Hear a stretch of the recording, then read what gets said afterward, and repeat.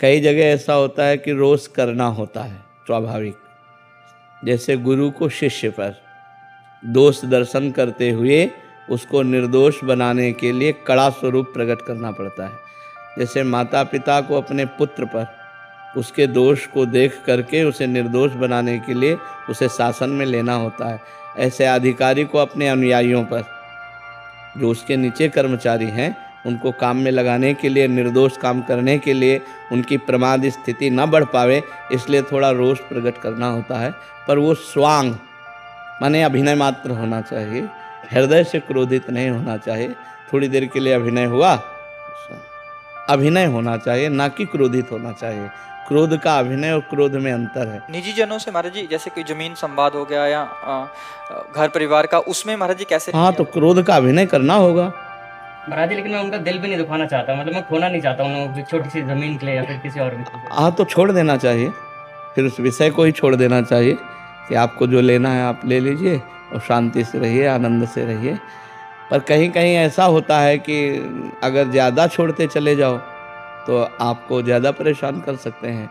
तो थोड़ा ऐसा भी स्वरूप दिखाना चाहिए कि मतलब मर्यादित जीवन चला जाए।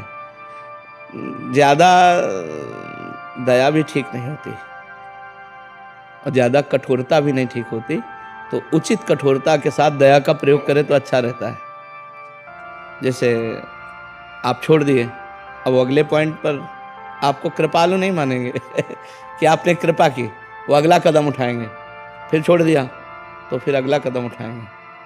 और जब पहले ही कदम पर कि न्यायपूर्वक आप अपनी संपत्ति को ले सकते हैं, जैसे पांडवों ने कहा यद्यपि एक छत्र राज्य मुझे मिलना चाहिए, क्योंकि शर्त थी 12 वर्ष का वनवास और 1 वर्ष का अज्ञातवास पूरा होने पर पूरा चक्रवर्ती सम्राट पद आपको दे दिया जाएगा, तो हमें पूरा राज्य मिलना चाहिए। लेकिन यदि आप नहीं देना चाहते हैं तो हम बिना युद्ध किए राजी हैं, आप आधा राज्य दे दीजिए।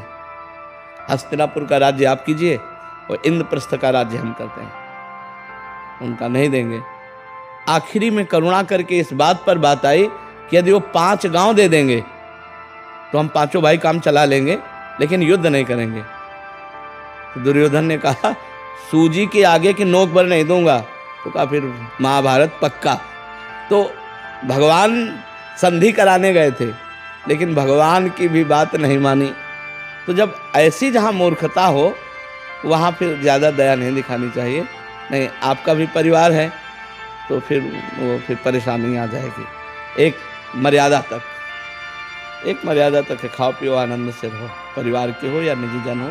इसके बाद मर्यादा से अगर अतिक्रमण, तो फिर ऐसा भी होना चाहिए कि अगर हम बहुत सीधे बन जाएंगे तो बहुत हानि होती है।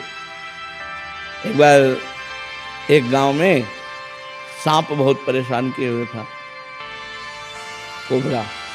नारद जी निकले तो लोगों ने प्रार्थना की। तो नारद जी तो सर्वज्ञ हैं, सब भाषाओं का ज्ञान है। उन्होंने सांप से कहा आज के बाद इस गांव के किसी भी व्यक्ति को काटोगे नहीं। आज्ञा मान ली नारद जी की। तो 2 दिन बाद लौट के आए तो सांप घायल पड़ा था। तो उनका अरे तुम्हारी ये दशा कैसे हुई? बोले आपने करवाई। बोले क्यों? बोले आपने कहा काटना नहीं, तो जो आया ईंटा मार के चला जाता है। बोले फुसकारने को थोड़ी मना किया था, काटो मती, फुसकार मारो लंबी, तो बस काटो मती, फुसकार मारो। फुसकार नहीं मारोगे तो तुम्हें घायल कर देंगे लोग। हाँ, फुसकार है, अगला कदम नहीं, तो बस फिर ठीक हो जाएगा। फुसकार की जरूरत होती है। अगर फुसकार की जरूरत ना हो तो आपको लोग बेवकूफ़ मानेंगे, आपको लोग पागल मानेंगे, आपको आपकी दयालुता और कृपालुता को आपको बुद्धू मानेंगे लोग। संसार का ऐसा क्षेत्र है, इसमें ज़्यादा कृपालुता और दयालुता नहीं दिखाई जाती, इसमें धर्मपूर्वक निर्णय किया जाता है। हाँ, कहीं ऐसे ठीक है आप ले जाओ, खाओ पियो, लेकिन अगला कदम अगर उनका बढ़े तो फिर उसका विरोध होना चाहिए, क्योंकि परिवार है। अगर ऐसे होगा तो बहुत ही विचित्र है। वो चाहते हैं हमारा विरोध करो, तो जो ऐसे चाहने वाली क्रिया करे तो फिर उनको फुसकार वाली, वही नारद जी वाली बात दिखा देनी चाहिए कि फुसकार करना चाहिए, अंदर से क्रोध नहीं करना चाहिए। देखो भगवान ने बचाने की कोशिश की कि दोनों भाइयों में युद्ध ना हो। दोनों भाई ही तो हैं, पांडु और धृतराष्ट्र के ही तो पुत्र हैं, तो बिल्कुल एक घर ही तो है, लेकिन फिर विनाश हुआ पूरे कौरवों।